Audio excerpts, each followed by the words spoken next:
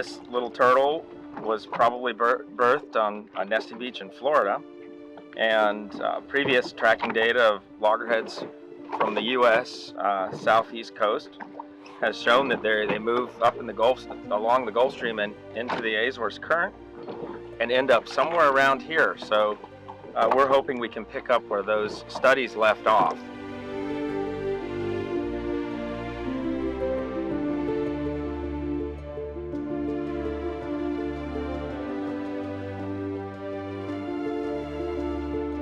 So the lost years in sea turtles, it's a term that was coined by a very famous sea turtle biologist named Archie Carr. And the lost years really come from his ideas of these animals going out to sea and we don't know where they are. We know quite a bit about this life stage and then the adults, the huge adults on the beach, but not much about the turtles once they're in open water. Certainly, without a doubt, the Azores are front and center in the story of the lost years. So we've been tagging sea turtles here in the Azores, like even researchers before me, since the mid-90s. But at the time, technology for tagging sea turtles obviously was rudimentary compared to now, and the tags were very big. So the only sea turtles we were able to tag was like relatively large loggerheads. But then we always had these questions like, okay, where do these small ones go? So, you know, when we started talking with George at the time, and he was like, okay, we're working on this technology to develop these little tags. And then the collaboration started.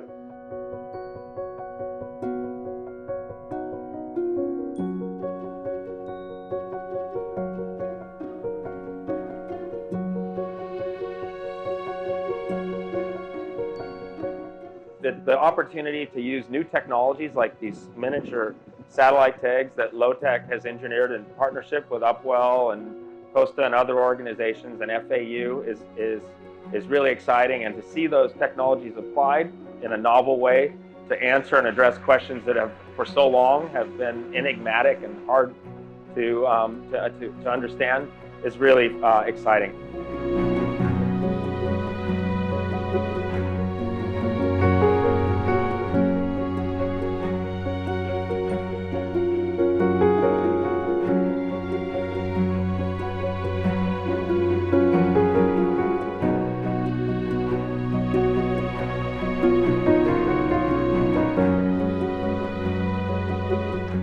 Now we were able to tag these little loggerheads with very small, high-tech satellite tags. And so then we can finally know where they go, how they behave, and what do they do around here in the archipelago.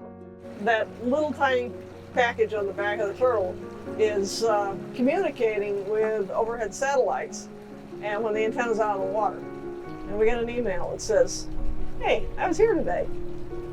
And then we have this partnership with Mercator Ocean International, and where they're helping us improve the transmission strategies on the tags so that we program the tags so that they're transmitting when satellite coverage is overhead. Every day of tracking data is valuable, and for years we were using very small acoustic tags to track small turtles and following them with a hydrophone in a boat, and we'd be thrilled to get a 3-hour track, and now we're getting tracks that are months long. Of course, the turtles are going to be growing that whole time, so we've designed the way we attach those tags so that the materials would stretch and then whee, off it goes.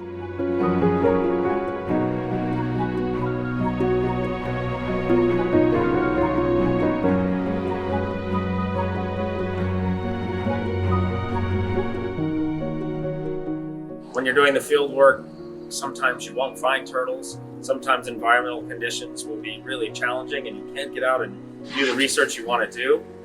Or you have challenges getting satellite data in areas where there might be gaps. It all takes a long time. You know, you have these questions, you want quick answers, but that's not how it works.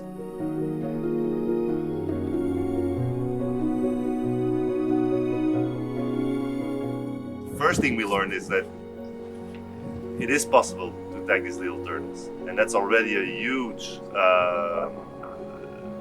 step forward in our research, because it is just something that was never done before at this scale. And now we know what we can do, and we know how we can improve and how we can better structure our experimental design, and target questions more clearly and more precisely.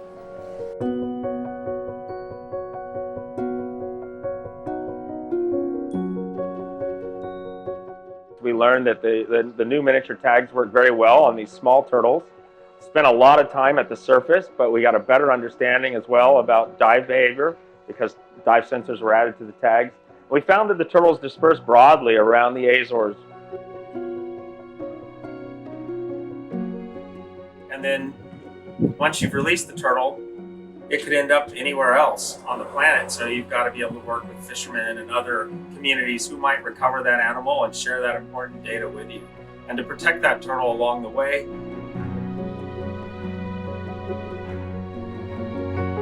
So it's a beautiful example of how you need this international collaboration. All these countries, all these researchers, all these conservation groups are actually all dependent on each other to actually achieve any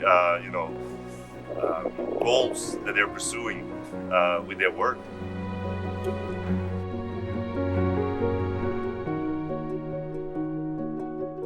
Bit by bit, we're going to piece together this puzzle, and I think we're hoping to expand to other areas where we can tag similarly sized turtles or even larger turtles, and start to understand how turtles coming from other nesting areas are using those northern Atlantic habitats.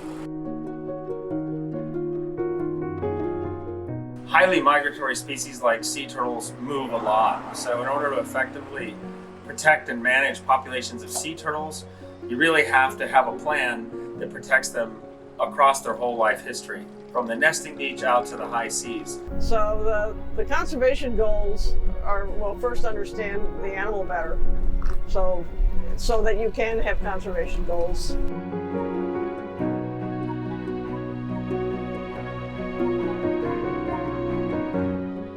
With now this tracking data, it gives us a huge insight on which habitat these little turtles use, and what do they prefer, etc. And then linking that with predictions of warming oceans to the future, we'll be able to make forecasts of possible scenarios of what could happen with the sea turtles in the future.